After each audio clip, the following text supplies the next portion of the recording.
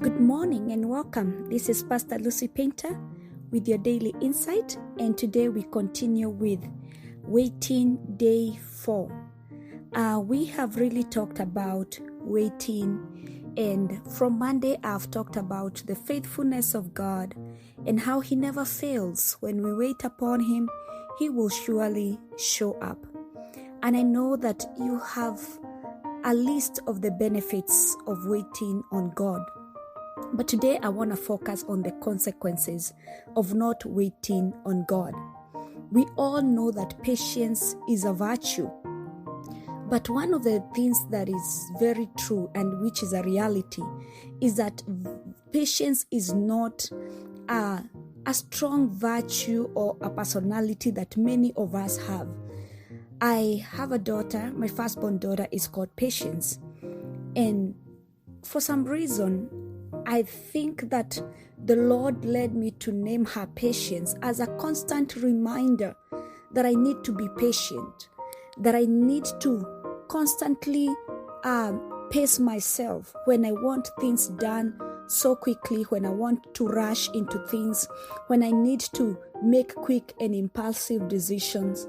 Just by remembering my name is Mama Patience, I slow down and take my moment, because it's possible, and I know I'm not the only person. There are so many people who have this kind of a mindset that they need to do things, they have to keep on moving, and they don't have patience. And this kind of a mindset lands people into many trouble. You find yourself acting impulsively, running into deals before asking God first. You're purchasing things before even counting the cost. You're making life-changing decisions without wise counsel. And what happens if you do this without waiting or seeking counsel? You have a price to pay, which is dearly. So waiting is an essential part of our life as Christians. And you learn the lesson heavily, the consequences of not waiting. They weigh down on you. And when you learn the lessons, when you don't wait and you face the consequences, it helps you to develop the spiritual discipline. You know, when you fall into these consequences, you look back and there's a saying that says you learn from your mistakes. But I always say it's not always okay to learn from the mistake. How about you look at the mistakes of others and learn from them? How about learning from other people's mistakes so that you don't make the same mistakes? And I pray that as we continue to share this podcast and these insights, that you can take a moment and reflect and learn the consequences of not waiting on God, and purpose within your heart that you're going to purpose to be waiting.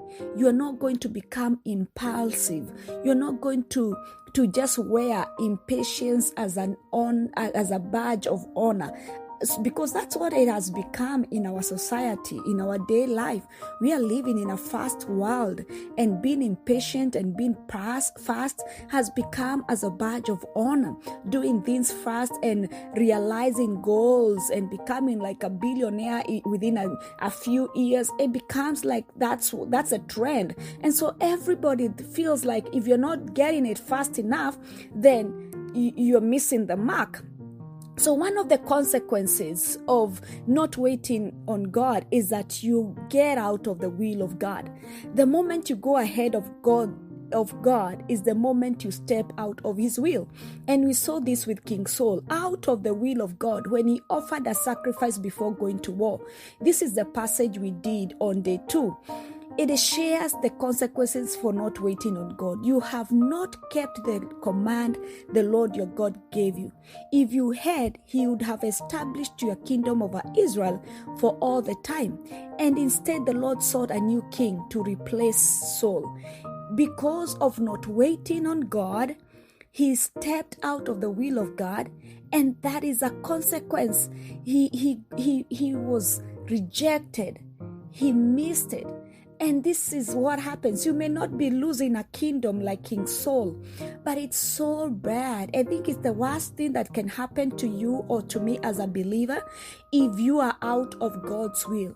When you are out of God's will, I'm telling you, you never find peace.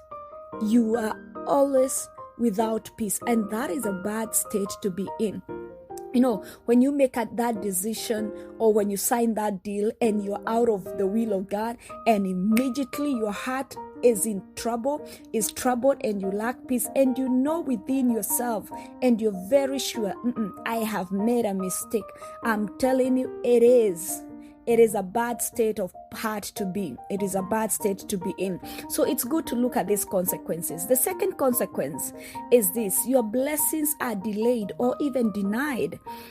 So snap judgments and impulsivity may be excused for children, but not for believers that are mature. God is more concerned with your maturity than your blessing. He will delay blessings if it will help you grow. So when kids make snap judgments and are impulsive, we may excuse the children.